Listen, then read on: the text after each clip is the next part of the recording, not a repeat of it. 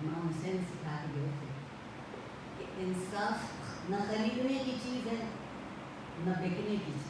ہم جی بھر کے خریدتے ہیں اور جی بھر کے بکتے ہیں اور پھر سینہ ٹھوک کے کہتے ہیں کہ ہم تو حسین کی وراثت والے ہو. نہیں، شرمندہ ہے. جو اقبال نے جس بات کا ذکر کیا انتہائی بشر ہونے کا خود ہی ہے. اگر اس کو دیکھیے تو تاریخ کا یہ واقعہ اس کے بہت سے معنی مطلب کھول دیتا ہے. میں صرف یہ کہنا چاہوں گی میرے ساتھ ایک اور بھی خراب ہے. مجھے کوئی برا نہیں لگتا اور میرے لیے کوئی غلط نہیں، ورنہ یہ میری ذمہ داری ہے کہ میں جا کے لوگوں سے یہ کہتی ہوں کہ تم غلط. پاکستان میں ہم ایک دوسرے سے عام طور پر وہ سوال پوچھتے ہیں جو خدا ہم سے پوچھے. بہت خوب، بہت خوب. میں غلط نہیں کہتی. جی بالکل. مذہب کیا ہے؟ اس فرقے سے تعلق ہاتھ باندھ کے نماز پڑھتے، ہاتھ کھول کے نماز پڑھتے. دوسری طرف ملا ہے وہ کہتا ہے کہ جب تم کھڑے ہوتے ہو قیام میں تو کیا تمہاری ٹانگوں کے درمیان اتنا فاصلہ ہوتا ہے جس میں سے دمبا گزرتا ہے؟ میں مذاق نہیں کرتا.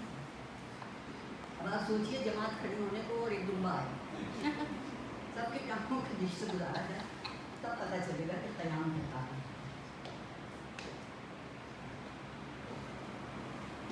قیام کے قابل ہونے کے لیے خود پروردگار نے اپنی ترجیحات بتائی.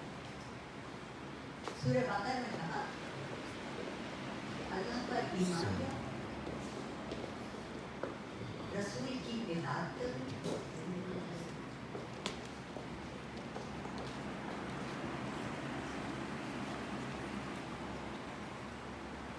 اور تیسری چیز کیا ہے کہ اللہ میاں کی ترجیحات کو اتنا لا جاتا ہے نہ کو بتا سکتا.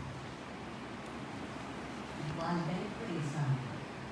تیسری چیز بڑی والدین احسان. اس کے بعد نظر قربا اور قریب کے لوگ. ہم نے قریب کے لیے اپنی مرضی کے ایمانی قریب وہ جو ہمارے رشتے دار نہیں، وہ جو زمینی اور زمانی طور پر ہمارے قریب ہے اس کی ذمہ داری پہلے. جو میرا بھائی نہیں بیٹھا ہے اس کی ذمہ داری بعد میں. اور مساکین بے بس مجبور بل یتامہ. ہم نے یتیم کے بھی بہت اچھے معنی دیے اور اس میں بڑا ہمارا جو صنفی امتیاز ہے وہ قائم ہو جاتا ہے. جس کا باپ مر گیا ہے وہ یتیم. عربی میں وہ یتیم